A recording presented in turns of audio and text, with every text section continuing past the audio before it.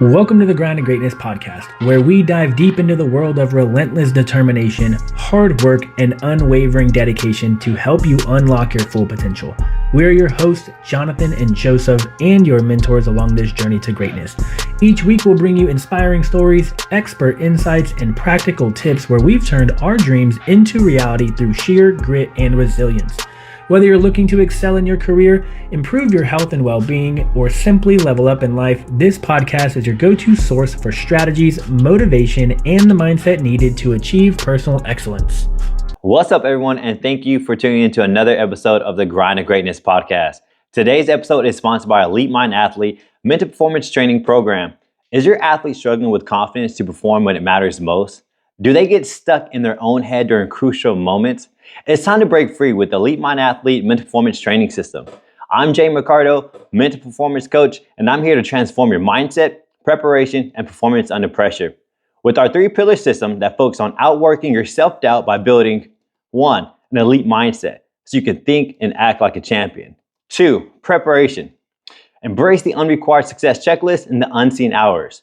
3, elite performance under pressure. To elevate your game to high-pressure situations with our specialized mental performance training system, plus with elite accountability, our gamified process allows you to compete on leaderboards, earn rewards, and stay motivated with our one-on-one coaching calls with your mental performance coach. Don't wait. Visit EliteMindAthlete.com and to sign up and start your journey to becoming unstoppable. Boom. I love that, bro. I want to talk about that real quick. What's up? Right. Being vulnerable. We talked about me messing up the intro quite often, feeling the pressure, me running out of breath, anxiety, like heartbeat, right, clammy hands. And I wasn't solving that problem. I wasn't practicing, right? I just had the script here. I would run it, mess it up all the time. And then, you know what happens when I practice? You get better. Not only did I get better, but I was excited about this one moment. You were, because you've been bugging me about it. Right? So what I'm saying is over preparation. Like you're not anxious. You just haven't done the amount of work. Yeah. And how's like outworking your self-doubt. Yeah, I think we talked about that last episode, right? Of like, it comes from Alex Ramosi too. Where it's like you're just underprepared, and that's causing anxiety. Yeah. Imagine if you if you practice and practice and study, you're ready. You know what I mean? And so when I was in middle school, I was in choir and I had solos, and I was always so anxious. I wasn't singing on my own. I would only do the bare minimum in class. Yeah. You know what I mean? I wasn't practicing on my own. And so it's true. It's that way it was the same thing in sports. Like, we were talking about like me getting up to bat, and my dad would always be like, take a breath. I would only go to practice. I wasn't going to like the batting cages on the weekends. I wasn't hitting on the weekends or, throughout the week. I would just go to practice. I was doing the bare minimum. Yeah. And so of course, every time I'd go up to bat in a game, I was nervous. I was anxious. I didn't know what was about to happen. Yeah. I had very little exposure to it. And we talked about it, like record yourself, look in the mirror, fucking play it back. Yeah. Like you probably are underskilled. Yeah. And the more time you spend with something, the more confident you become. You're just not good enough yet. And that's okay. Yep. So as I was reading this, where I normally mess up, there was a voice in my head. This is where you mess up. Yeah. But like as I was reading, there's a sentence in my head of this little voice right under mental performance training systems. This is where you messed up. Yeah. And I was like, took me unfocused, like immediately. And I was like, no, get back. Yep. And so I made it through, but I had like a quick little mental pause. And I was like, yo, like that almost messed me up again because I was so habitually stuck on this one part that my mind already knew, hey, this is where we get stuck at. Yeah. It's wild, right? And it just plants itself in your brain. And so while you're actively reading something, you're thinking about something completely different. You're thinking about you're not focused on the thing. Yeah, it's so wild. You have to like hyper focus in. I when I read the intro too, I do the same way. I'm like, fuck, don't fuck it up. But I'm actively reading and speaking. But I'm thinking in my head, don't fuck it up. Right? When you're not present on the thing you actually do, that's where mess ups happen. Yeah. All right. Because I locked into that little voice, completely heard the sentence, hey, this is where you fuck up. I was all like, fuck you, dude. Yeah, I'm gonna fight that guy. Like that guy is always in my head. We're gonna fucking throw down. I wish you would just jump off my shoulder and let's throw hands. Let's get it over with. Like, come on, dude. Yeah. And it's only when you mess up once, right? So like in the beginning, you don't have. We talked about the inner critic before. It's not there because you don't know what's about to happen, you know. But it's once you start to fail, that inner critic grows and grows and grows, and it's very situationally dependent. So again, when you and I are talking, I'm never thinking like, don't fuck up when I'm communicating with you, right? Yeah. But because we talk all the time, but I don't read an intro all the time. And so since I don't do that all the time, and since I don't practice that, that's when the inner critic is like, and it's only live. Like I don't leave here and think about the inner critic of reading an intro while I'm driving. You know what I mean? Anytime you put yourself in a position to fail, if you've never been in that position before, there's automatically your credit score of being in a new position, and that's the only thing you can base off of. And so if you normally put yourself in a situation where you're going to fail, and then you normally do fail, you've already created the credit score. You're probably going to fuck shit up. Yeah, because you already downloaded that. This is what I do. Yeah, you have to just change the trajectory, and it only takes like one time of like being successful, right? And yeah. Like, just one time, just keep pushing, keep trying, keep failing until one time you get it. And then once you get it, it's like this immediate boost of confidence. Well, what I tell athletes, especially basketball athletes, man, just try to get that first point. Yep. Yeah, just try to get the first point. Just fucking miss 3, miss 4. Like, hurry up and miss the things you need to miss. Just get you that one. Because that is like, all right, cool, man. Let's go. Let's be present in the moment. You ain't got the stress of, am I gonna miss my first 1, first 2, first 3? Like, just go get the easy. Find the easiest bucket. Go get it, and then like, cool, confidence up. Go play your game. Yeah, that's huge. I love that. All right, well, let's talk about credit score because we're gonna dive into not my credit score. Your credit score fucking sucks. It does. Being an entrepreneur sucks. So we're talking about our personal credit score. And we're going to talk about our why, and we're going to try to have and give you guys some tools and resources to kind of have more conviction and more security in your goals so that your environment and also yourself are less likely to pull you off track. And I kind of want to go back to the purpose of our podcast as we start this conversation of saying, I don't think anywhere have we ever made ourselves out to be perfect. And I really like that about us. Like, we speak on our failures. Bro, I speak about that shit way too much. Yeah. I don't think you've ever been successful. All right. Is this yeah. Yeah. And so I want to kind of bring that focus back to us, to the audience, to the culture of the podcast, and just let everyone know. The reason we talk about these topics is because we experience them with ourselves, in our environment, our families, all the above. And so it's not that we put ourselves out there like, oh, you just have to be this way because we're this way. Like, we fail, we struggle with these same things that we discuss pretty much every single episode. Man, if I'm not failing though, then I'm not putting myself in an opportunity to get what I want. Because that is like, it is part of it, which is why I talk about my failure so much, is because I'm actively taking my shot. Like, I have to. Yeah. Because if I'm not, then the fuck is, what are we doing? Nothing. Yeah, nothing. So failure to me is being a mental performance coach. It is part of the process. It is necessary. So which is why I always talk about my failures, is because it's part of my process every day. If I'm not fucking failing, then I can't get feedback to get better. Yep. And that's where I think fitness is probably the easiest thing to fail at. And then you just kind of say, I'll try again next time. I'll try again next time. I'll try again next time. I think socially, whether it's financially, business-wise, relationship-wise, that failure is like, we get so shy. Like, I don't even want to attempt it because what if I fail? But like in the fitness world, I think we're a little bit more. You look to forward. Your mindset just shifts. I had this conversation with my son about, if you just applied everything you learned about fitness and nutrition, about progressive overload, looking towards failure, breaking down your muscles, whatever, you are going to be very successful in everything, because lately, he's a high performer. Like, I'm proud to say my son's a high performer in a lot of different areas, but he hasn't operated to complete excellence yet, where there's some small things where he's just not doing. Example, his bathroom. God, this guy has a terrible habit of, the toothbrush is just there, toothpaste is on the side of the sink, his boxers are on the floor, socks on the floor, and it's always there. And I'm like, son, I like, I got to the point where, hey, I'm sick and tired of being in here. My office is up here. I got to use your bathroom. And this annoys the F out of me. And I was like, hey, let's just walk through this real quick. And I was like, I'm going to give you a couple options. You let me know, because different options work for different people. You let me know which one works best for you. And all we can do is try it out. Maybe it works. Maybe it fucking doesn't. Who knows? I was like, but self-awareness, do you agree this is out of control?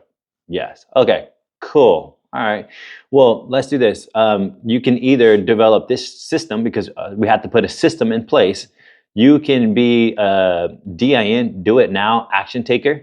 All right. So whenever you take your clothes off and you get out of your shower, you immediately, you just pick them up and you put them in your dirty clothes. Right. When you brush your teeth and you have a little bit of toothpaste on the side of the sink, you just rinse it off right there. Like, do it now, right? Because it never builds up. Right.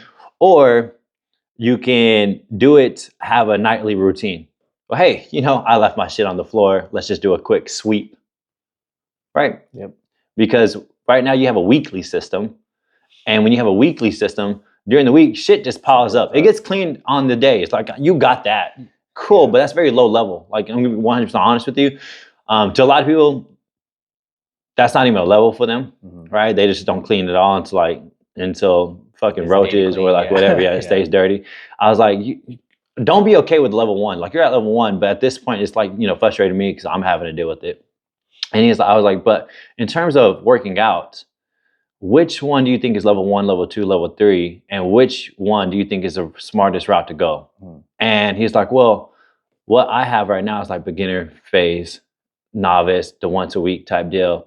He's like, the do it now is like more advanced. He's like, because you're doing it like immediately, you need more muscle. It's like, that's like a big reach from what I'm doing right now. I was like, okay, cool.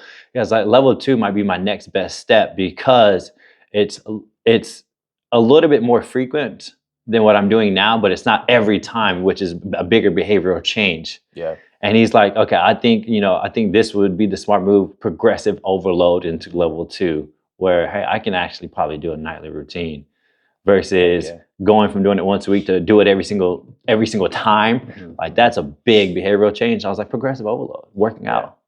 And I think a lot of our like performance coaches, or a lot of our, highly successful people that we listen to, I think that's why they all work out, is because if you can get the fundamental basics of exercise and nutrition, you can apply those same concepts to everything in your life, literally everything in your life.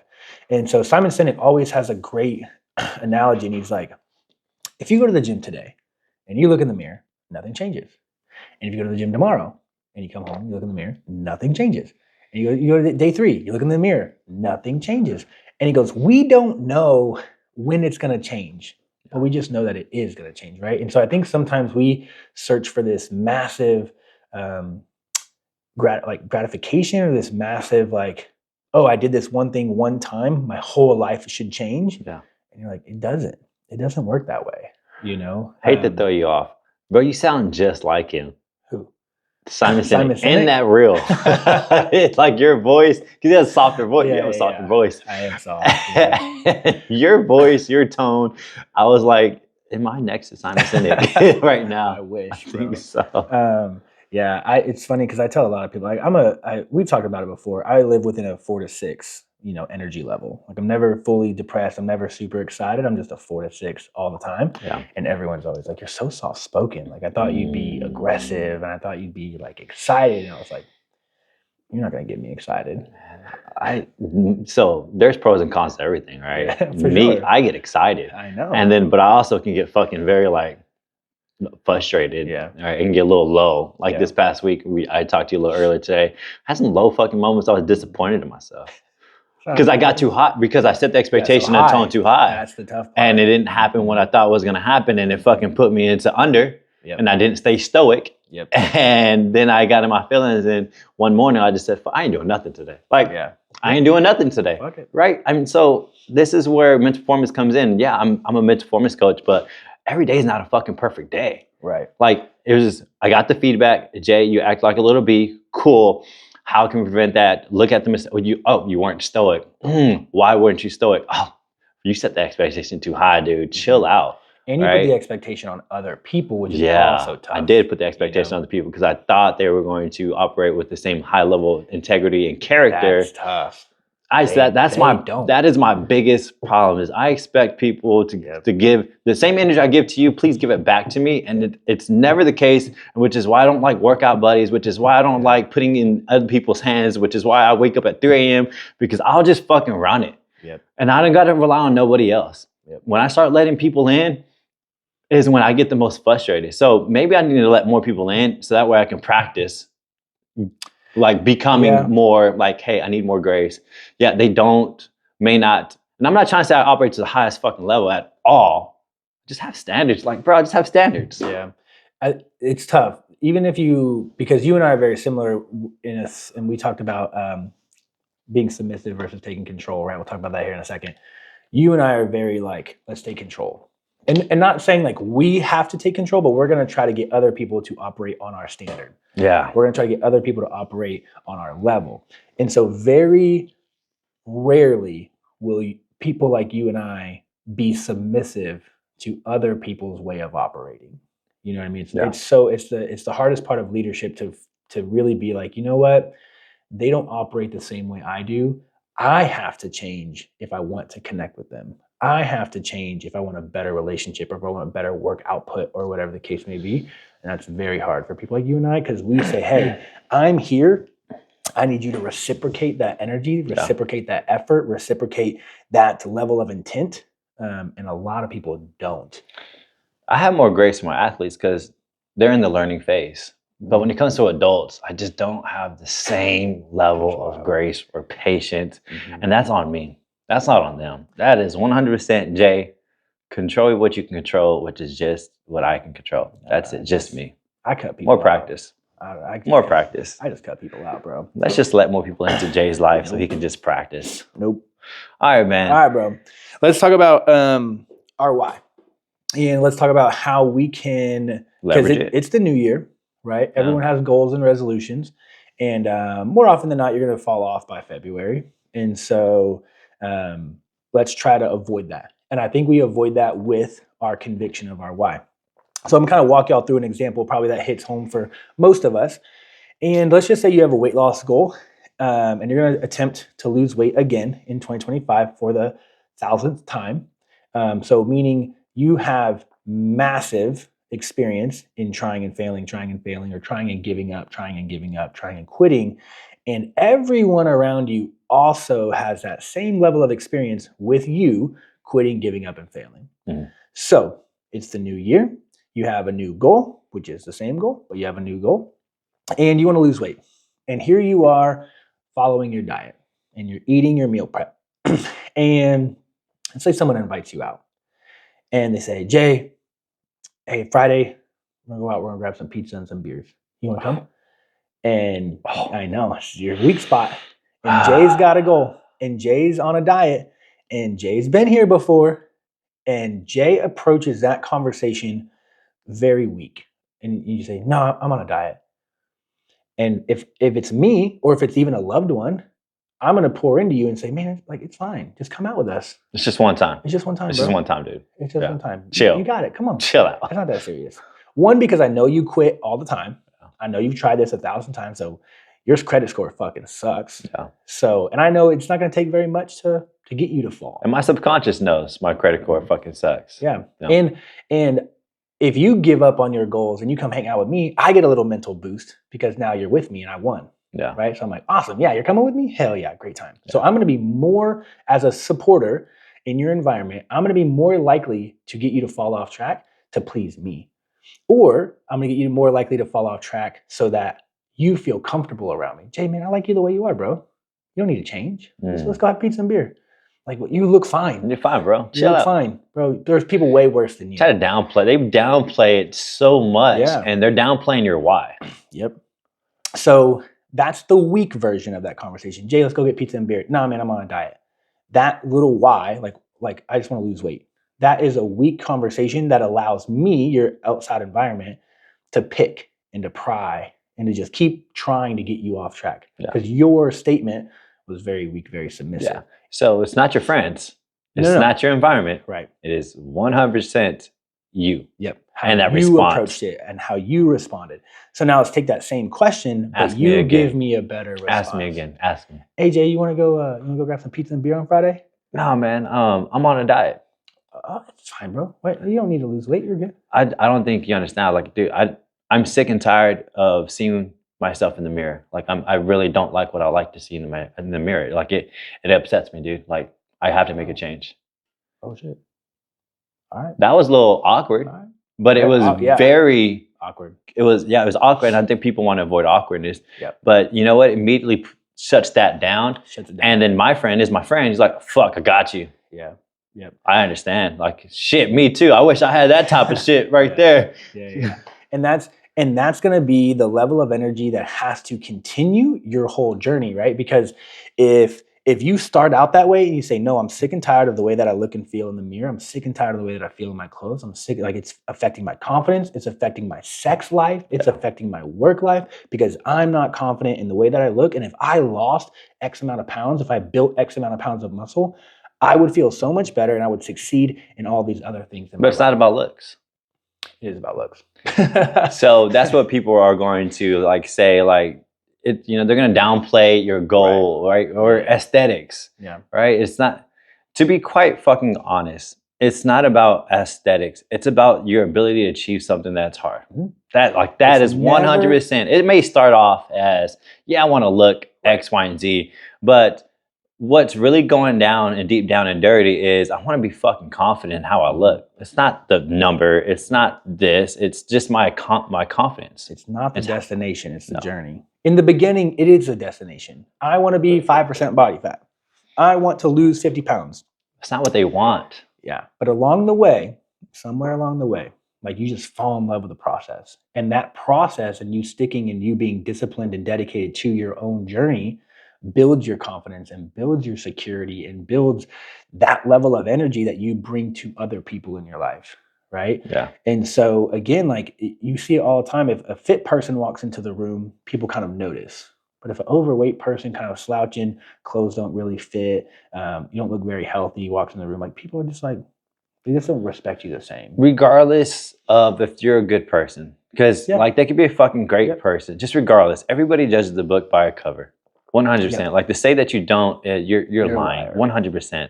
Now you can give them the opportunity to, you know, perform whatever task and see if they can operate to the standard that you don't know that they could. Right. But everyone judges the book by its cover. 100%. Like if you took care of yourself more, you're going to just increase your probability of opening up more opportunities. Like that's it, man, because it just shows that you can be disciplined enough to do something. And at the end of the day, high performers, people that you would want on your team or anybody, is somebody who can be disciplined because I know I can count on them. That's it. Like I just know I can count on you. If you can show up to work out every day, I know you're going to show up to work every day. If you can show up and follow your meal plan and be disciplined and say no to all the temptations and cravings in the break room, I know you're going to be able to kind of stay true to your job, your task, and get the things done that your company needs you to get done. I like the word better, higher probability. Because we don't, because there's some fucking fit people out there that are shitty people. For sure. Low performing in other areas, right? But all I can say is, and I like the word higher probability because nobody ever knows anything. Nobody ever knows if you're going to hit your goal at the time you think you're going to hit your goal. Nobody even fucking knows if you're going to hit your goal. But what you can do is you just influence the probability. Yep. I sound like a scientist. You are a scientist.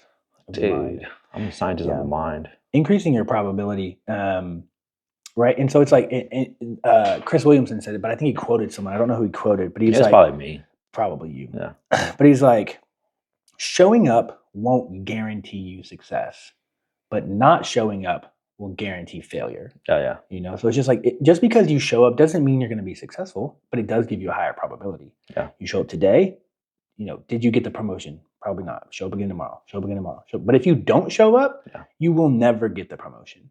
If you don't outperform your team today, outperform your team tomorrow, outperform your team the next day. Are you going to get promoted? Are you going to get a raise? What's it like?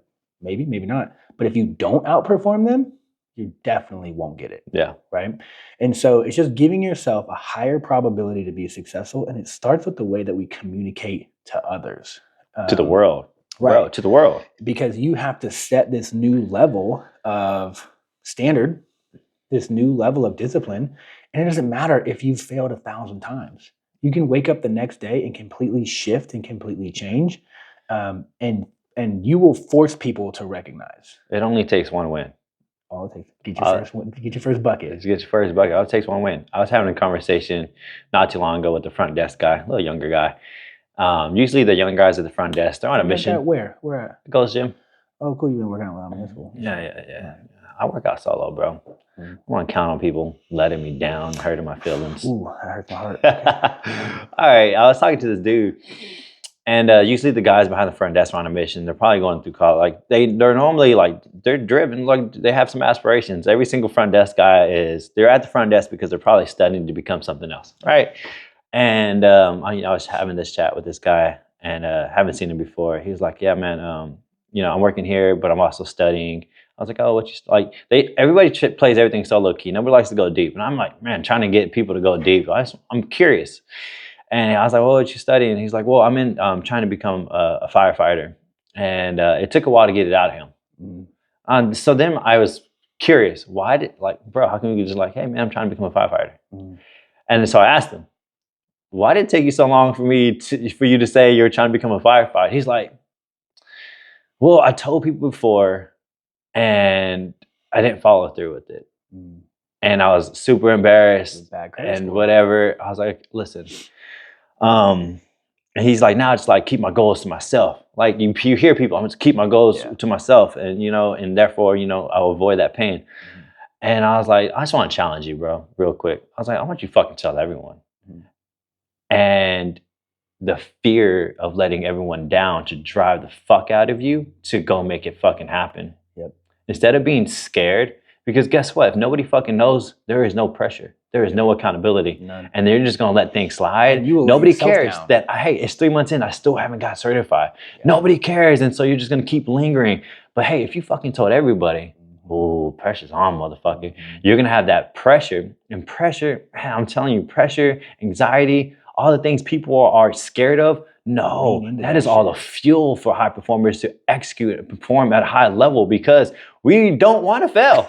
Like, man, I fucking told the world I'm doing this. I don't want to look like an idiot. So you know what I'm going to do?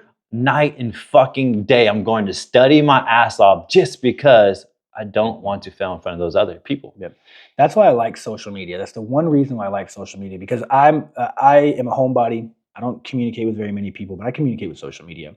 And social media is that level of accountability, right? So I put on social media, I'm going to gain 20 pounds. I'm going to hit 250. That's my goal. If I just kept it to myself, it would be easy for me to be like, nah, like you don't need to eat again, like just fall short. But I'm like, no, the whole world knows that I'm trying to hit 250. Like, let's go. The whole world knows that I want to crush my squat max. So let's go. And it's that sense of accountability along the way. So when I post my meals, when I post my workouts, it's hey, everybody, I'm still out here fucking grinding. I'm still out here trying. And I get to communicate the hardships of it. I get to communicate, like the other day, and I was like, I just ate an hour ago. I have to eat again. Here was my meal an hour ago. Here's my meal right now. Like, I'm fucking stuffed. This is disgusting. I hate it, but it's my sense of accountability to communicate that with the world. And so, because again, like I don't really have a social environment, like I don't have there's no family in my house. There's no family down the street. Right. And so I don't interact with people on a regular basis. So social media is that regular accountability, that regular, hey, I'm going to put this out to the world. And that's going to hold me accountable. Regardless if they care or not. Regardless if they care, I don't care. If I think that they care, then I'm going to force myself. It's all playing mind games. That's it. And so you put that out there. And again, it drives a certain level of performance in me because I'm a man of my word. And there's a lot of people that aren't. And that's what pisses me off. Is there's a lot of people who can say something and just fucking not fucking do it.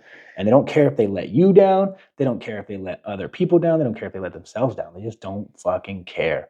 Those people, stay the fuck away from me. It's wild. You get like one chance with me. Once you let me down, like I take 20 steps away from you. 20. I don't care what the reason is. The most important thing, what I always tell my children, the most important thing you have is your name.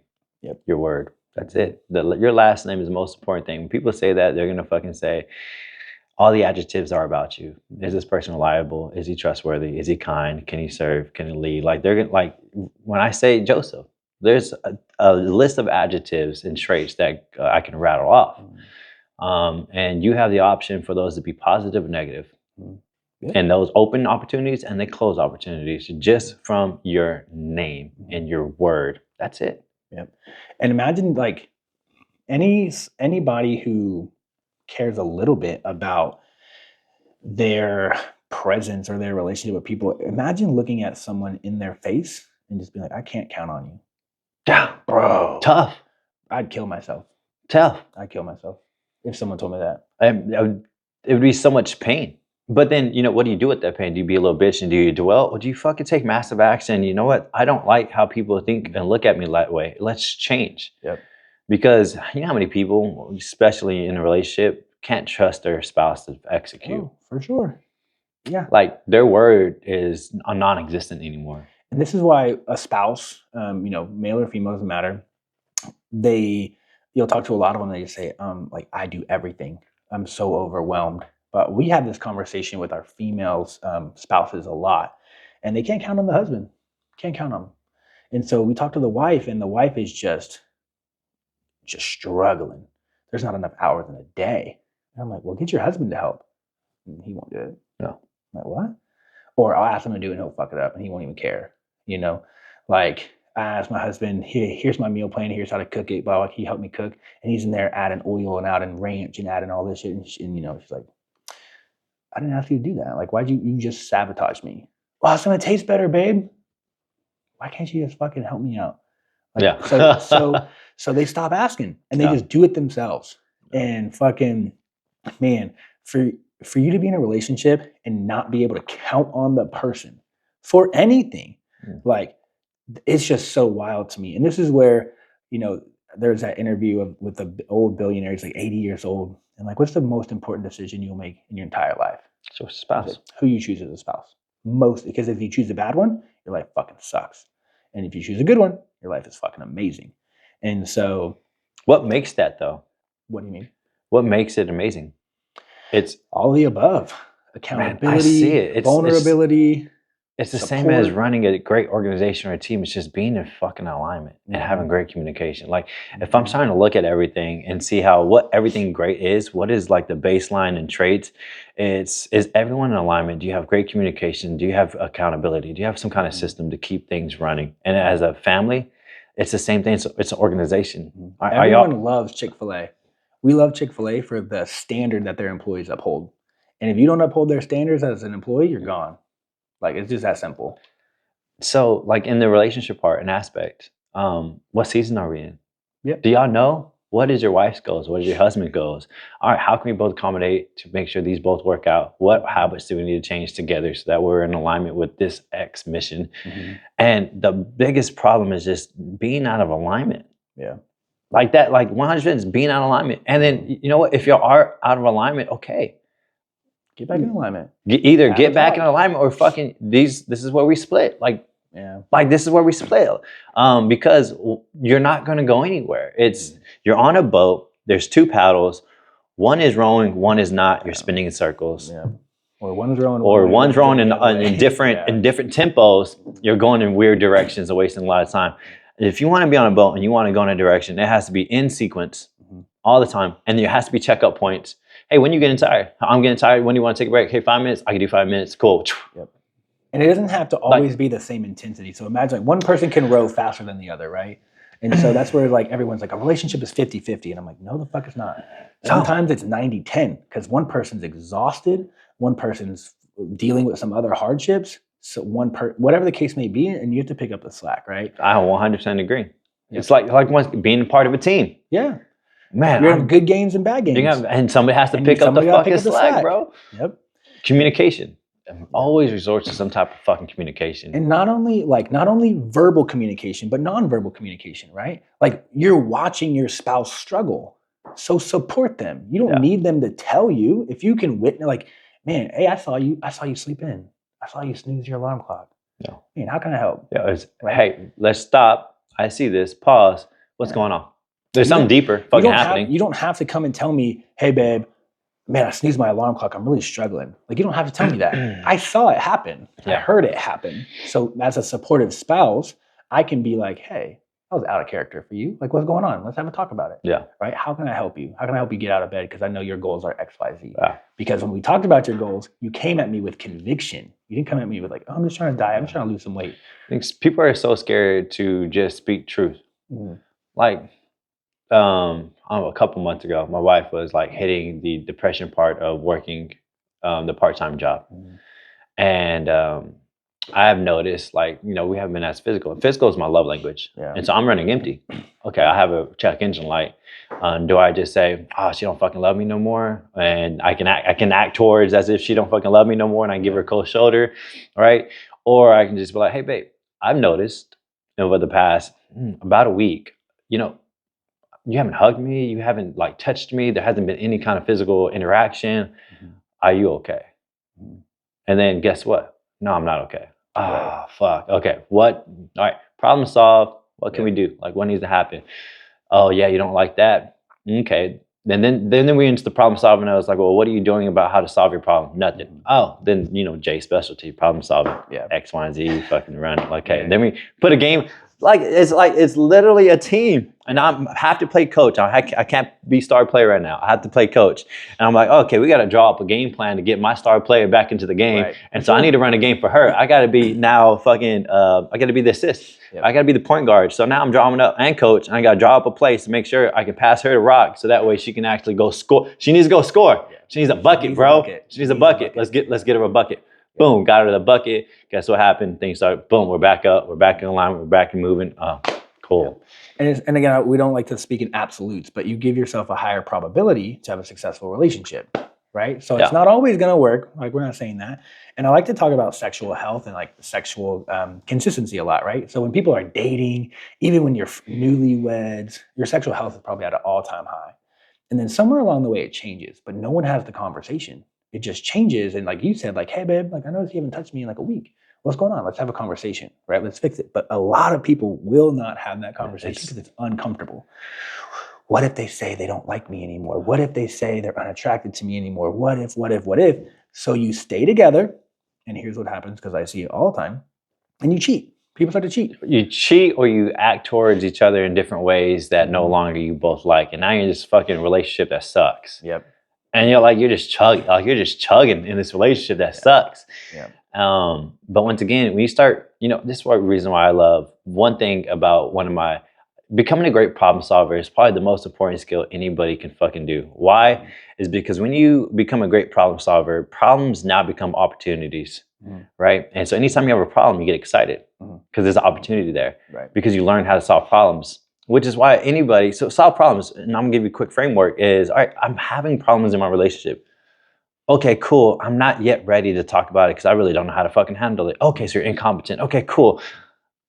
Go fucking read a relationship book. Like, it's the next step. Like, you're incompetent. You don't want to talk about it because you don't really know how to handle the situation. Educated. Go get educated, like, please. Or if you got fucking extra income, hey, go get, you know, the counseling, whatever. I'm just a self-problem solver, all right? I wake up at 3 a.m. so I can just learn how to solve all my problems. So by 8 a.m. hits, I can go execute and shoot my shot. Yep. You give yourself a higher probability. That's it. It's just so crazy. And so, and things are going to fail. And we hear about it all the time, like on these like motivational quotes. And it's like, oh, everyone talks about LeBron James's stats of like how many buckets he's made and so on and so forth. But do you know how many buckets he's missed? Do you know how many times he's lost? Do you know how, like, no one talks. We just think, oh, I'm going to do this and it works. And I'm going to be successful. I'm like, no, you're going to fail again and again and again. And you have to keep trying. There was a stat. Now, I don't know, I might butcher it, but I was on a fucking podcast with the mental performance coach. And he's like, you know, everybody, and I think they were talking about LeBron James breaking the record. And they're like, man, we're like, everyone applauds this, like breaking this record, but now don't quote me. I don't know if I'm right about this, but there's like this congruency of people breaking records, but they also are the same people who failed the most. Mm-hmm. Like they're the highest, most failure rate at the same time. So if you're like the most successful, but also you failed more than everyone else. Yep.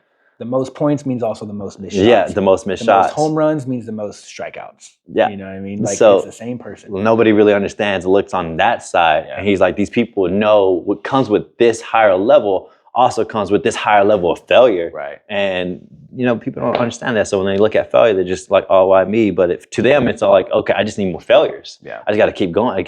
Keep shooting my shot. You have to keep that conviction strong of like, I'm going to do this. This is my goal. This is my dream. Like, if you want to be the best, you have to like outperform even your bad days, right? You have to keep going. I mean, we take business in this, like how many billionaires have also filed bankruptcy? Multiple times. Oh, yeah, multiple times. I coach an attorney right now who's a bankruptcy attorney, and she's like, she like represents millionaires filing bankruptcy. But after the bankruptcy is done, they're still a millionaire. That's why I like that. Well, because once you know how to build it, you can just rebuild it. Like it might take a little bit. Right. Like once you know how to do it. Once you know how to do things, once you know how to problem solve, you can drop that person. What's the word? There's an actual analogy. A secure man. No, man, not secure man. It was in a framework where you can take somebody, you can drop them off, and they can build it all over again. Oh, for sure. What's the? I don't know, but I think it was Grant Cardone who actually did that. And they were like, "Hey, we'll give you like $1,000. We're gonna drop you off in the city somewhere, and you have to create another $1 million." I think it was something in towards of. So I'm talking about like in perspective, like how to put it into perspective. Security. Everybody wants security, right? So when people think of security, they think in external circumstance, right? Like a job security, right? It's external. I got job security, but real security is a man that can build everything on his own, right? Because that man can go out and anywhere. You can strip him from everything, and he'll go and rebuild it all over again. That is real security. The ability to problem solve and execute longer than everyone else. Like that is real security. And all you have to do is to like clarify this. Just listening to motivational speeches, go read audio biographies. You'll understand that the greatest people in the world have all been broke multiple times, have lost everything multiple times, but every single time they just got there much quicker again, all over again. Yeah. And which is the reason why I like my story. I've been broke 3 times, but each time I've gotten a little bit higher, and each time I got there a little bit quicker. Yeah. So when I say I'm broke, it's not like, oh, why me? It's like, no, I have so much fucking confidence. I'm about to fucking knock this motherfucker out the park so fucking big that there is not going to be another time. Yep. Because doing it 3 times is painful. Wow. Like, bro, Jay, you struck out 3 times. Like, hey, when it comes to the success of people, you're on the edge of, like, you might max these other people out when it's like, hey, you cutting it close, Jay. But it's like, I love the fucking journey because I'm somebody. Take everything fucking away from me, I will fucking get it back. Yeah. Plus more. And that's what, again, like when your why is that strong and you approach a career or a goal with that level of conviction, bro. Like, who cares if you fail? Who cares if they don't support you? Who cares? Like, people, your environment will change. When you give off that energy, the ones who can reciprocate will stick around. And the ones who are uncomfortable and put off by it will probably leave. And so your life just gets easier because you recreated an environment of success. Yeah. Right. And we see this all the time with one spouse who gets in shape and one spouse who doesn't. And that one person who doesn't, they weed themselves out. But your environment, like this whole podcast, being dominant in your conviction into your why, when you start breeding it, the world's going to recognize it, right? You're going to start getting off that energy. The world's going to recognize it. And those are like just little telltale signs. They'll give you feedback that you are who you say you are. Like along the journey, you're going to start getting feedback because at first you're going to think you're fucking crazy. And you are. You have to be fucking crazy if you're going to have big aspirational dreams. But along the route of you not giving up and you demanding it, the world's going to recognize it. It's going to start giving you telltale signs. Yep. The other day, last week, I get a DM and it was a quote, send this to somebody who knows for 100% fact they're going to fucking make it. I got sent that DM, right? Yeah. Another week go by. I get a text and a DM, and I got to keep this secure because these people are like they're at the beginning stages of it, and they're just trying to say, hey, thank you, right? They're like, so what you're doing is motivating, inspiring, to keep fucking at it, right? I get another text. It's like, hey, man, I've been at it for the past 6 weeks. You don't know who I am, but like, thank you for what you're doing. Like, I don't ever respond to your shit. He was trying to just say, hey, I know I don't respond to your shit, dude. I was like, but just know I fucking read it. Yep. He's like, I see it. And he's like, I just want to say, man, just thank you. Like that was it. Yep. Because, and those are just telltale signs, right? Of just you staying convicted, you staying true. When they say your name, you are who you say you are. You have that word, and great things happen if you just focus on the fucking process. Yeah, that's it. And that's the silent minority that outweighs the loud majority. The silent minority is like the reason. And it's the same thing for me. I get so many DMs that are just like, "Thank you." Like, I loved your post. It hit home for me. It's clearer now. I wish you could have responded. Like, yeah, I wish you would have made that public and like tag me and fucking, but they don't, right? Which is fine. Yeah. And it's the reason why I stay true to who I am. And I try to tell everyone my biggest goal in life is to just never be a hypocrite. I never want to say something and then not do it, or help someone in a way and then I don't help myself in that same way. So I'm strong, I'm secure, I'm convicted in my why, in what I'm trying to do here, my purpose. And again, the people who text me, DM me, reach out to me in private will always outweigh the people in public in my comments. Like, you're an asshole. I'm like, cool. I just got 10 DMs that said, hey, keep doing what you're doing. You changed my life, so on and so forth. And so again, these loud majority people who just bitch in public, like, you're not going to outweigh my conviction. Like, so many people, Camp Gladiator. Hey, can you change the way that you post on social media? Can you change the way that you talk? No, fuck you. Yeah. No, sorry, fire me. Like, the answer is no. I'm not going to change who I am because it doesn't sit well with you. Yeah. Because then I have no conviction. I have no passion. I have no purpose because I'm just molding to what people want me to be. Yeah. And I'm not being myself. And I'm not helping people as truly and as intently as I could if I was convicted in my why. And so I was talking to a girl the other day, and she's like, I've been waking up at 4:40 every day, and I've been working out every day, and I've been doing this, that, and the other. And I'm like, she's like, I just don't post about it like you do. I'm like, well, why not? She's like, I don't know. I'm like, you never know who you're going to motivate. You never know who you're going to inspire.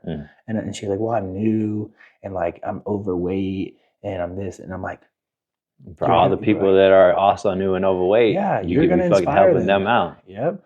I was like, I was like, post your workout, post your food, post your 4 a.m. wake up. You know what I mean? I had that conversation with my wife. I'm trying to motivate her in terms of creating a course. Me too. You're trying to motivate me to create a course. Yeah. Hey, well, why? Because I'm about to create a course.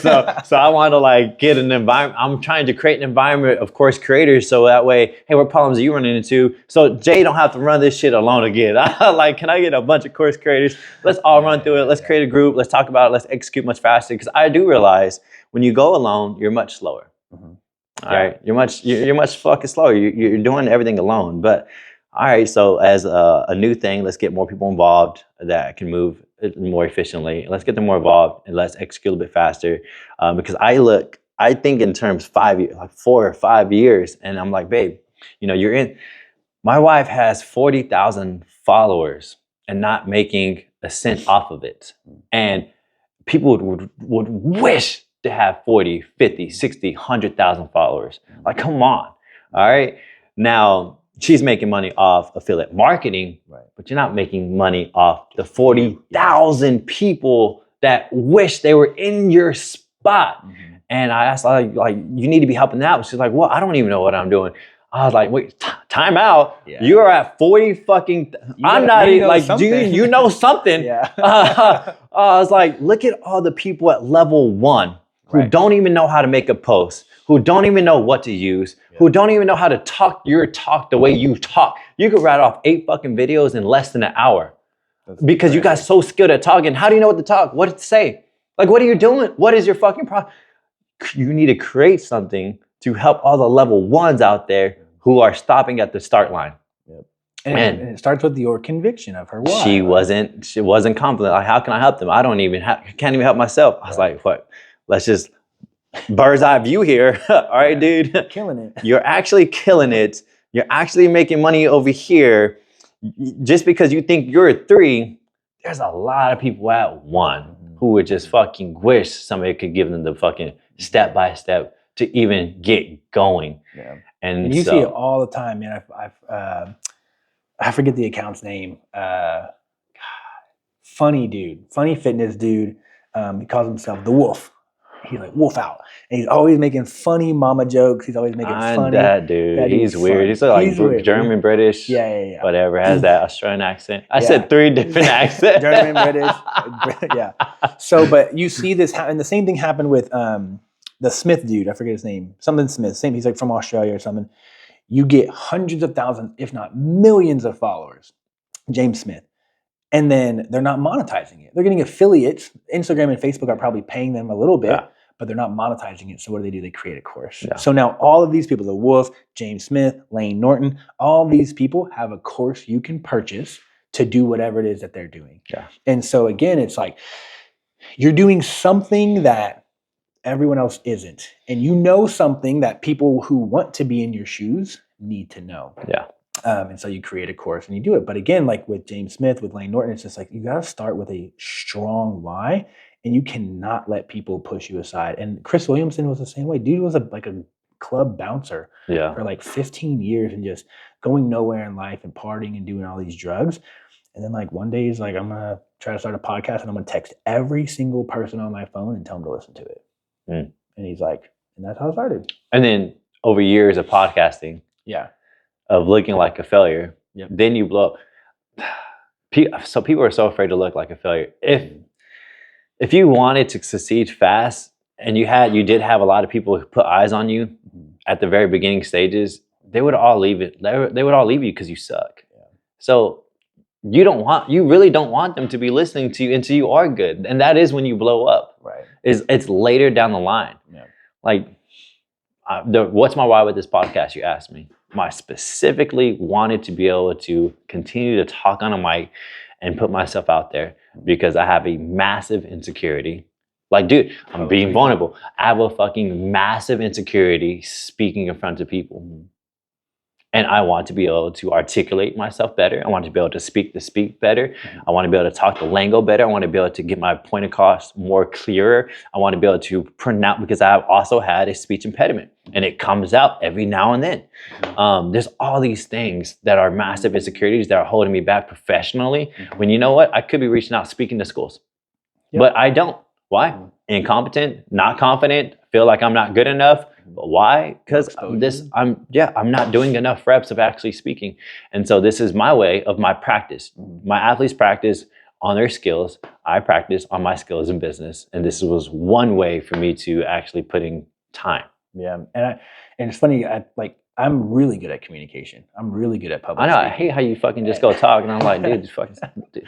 Yeah. And I don't know why, but it's tough because it's hard for me to have conversations with people who aren't good at communication.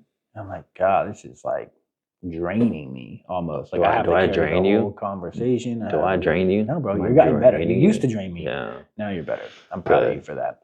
And so, but it's again, it's like you have to put yourself out there, right? Like when you reached out to me, a year and a couple months ago, like, let's start a podcast. And I was like, okay, because it's always been in the people's goals are always in the back of their mind. Yeah.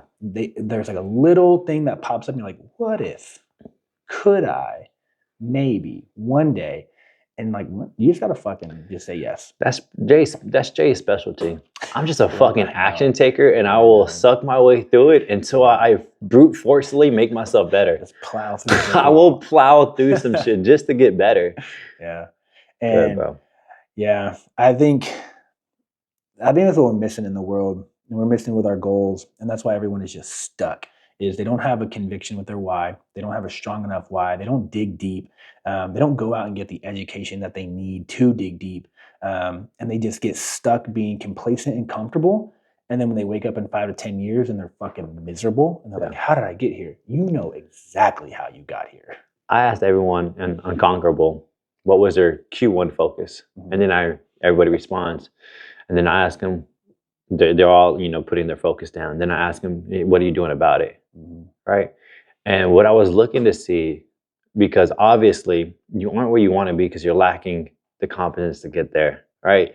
maybe you kind of dipped in halfway. If you dipped in halfway, you're going to get halfway results. Yeah. Right. The reason why I became successful at nutrition, I fucking got certified. I solved my problems. Let's get competent about what the fuck is actually going on. Right. You can go get a mentor or whatever, or a coach, but you're basically getting the information. You're unveiling the answers.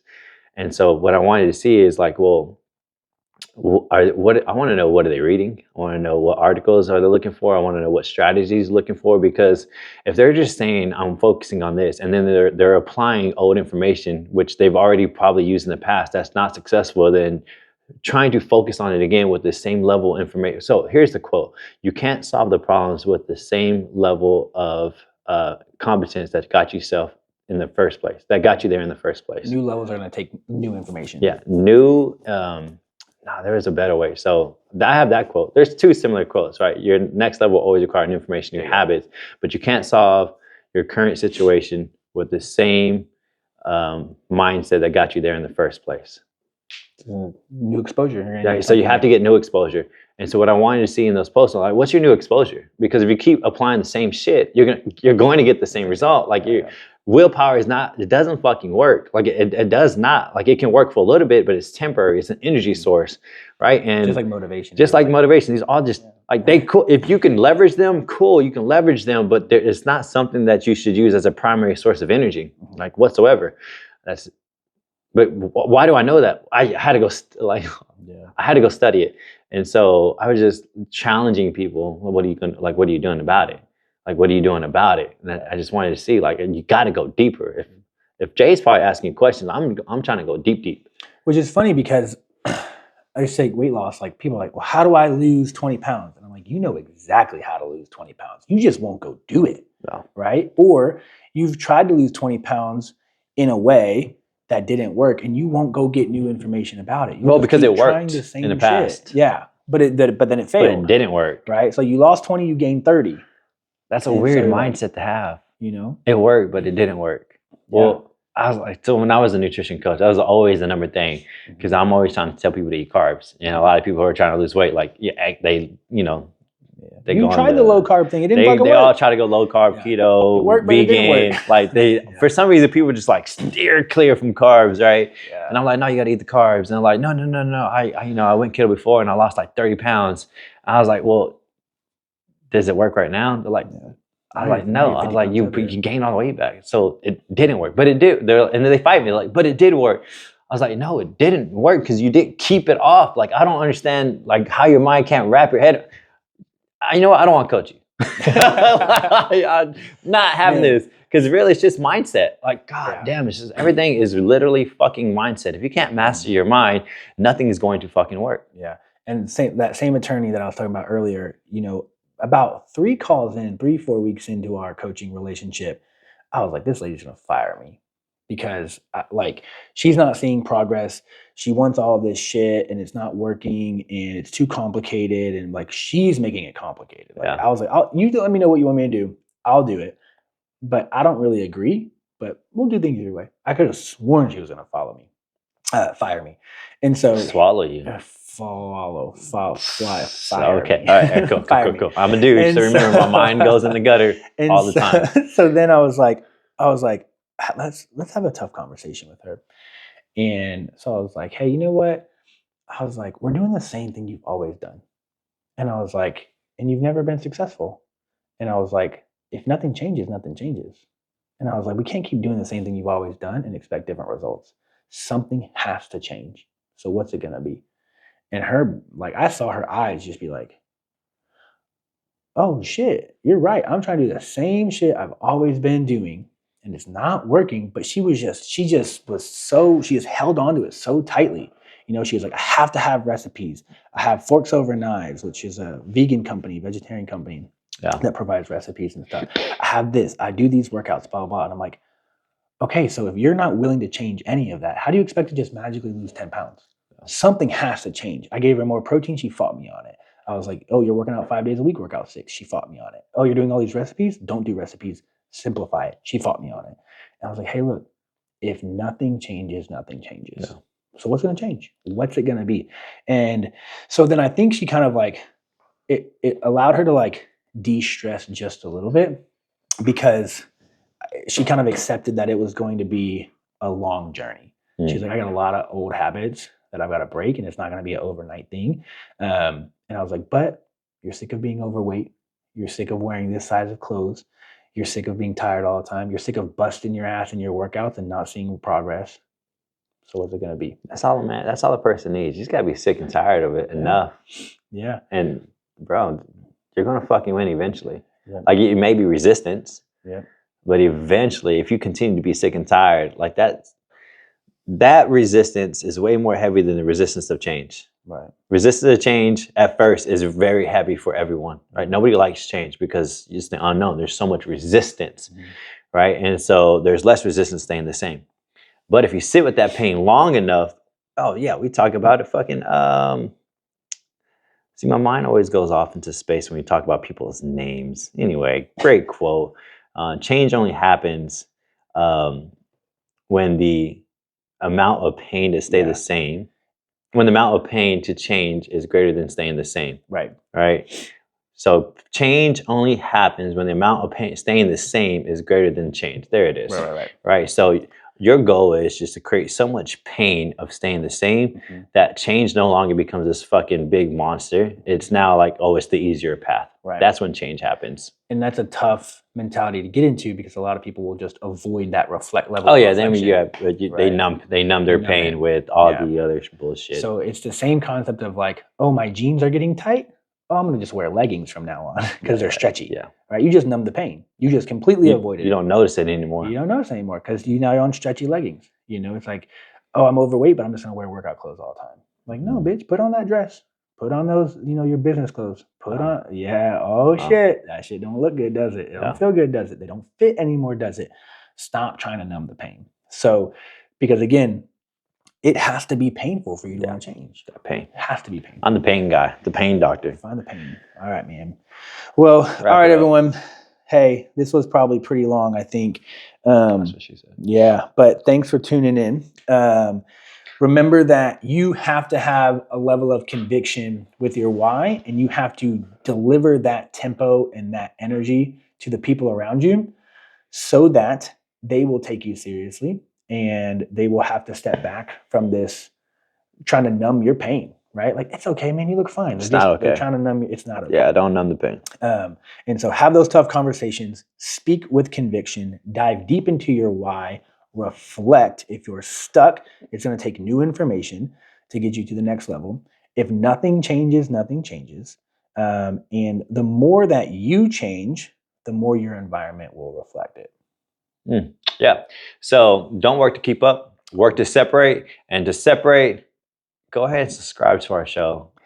If you like anything that was worth taking away and applying it for the week, then I highly suggest you also send it to somebody else because it could also help them in some way, sort, or fashion.